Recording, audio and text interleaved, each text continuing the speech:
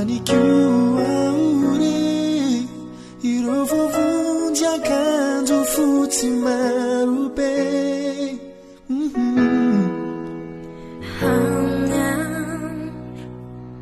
Esse fauriambe na minugusi yao nam fifaliambe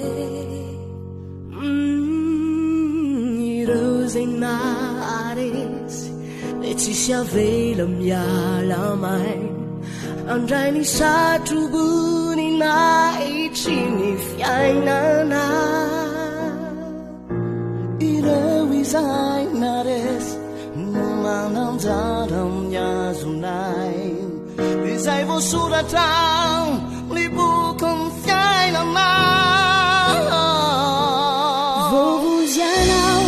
iarakisika ilay tanjona tafi hitondram-bavaka anao hoany an-danitra izao sanao vovonjy anao iarakisika ilay tanjona tafi hitondram-bavaka anao hoany an-danitra izao sanao sikizao ratsambatany Kristy ifampitantana iaraka iampitary isikizao ifampitotro mbavaka iadimiady sara ny finoana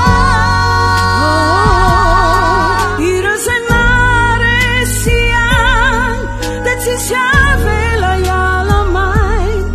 andray ny satrobony nahitry ny fiainana ireo zay naresiany no mananjara amin'ny azonaina izay voasoratra ao amin'ny boky ny fiainana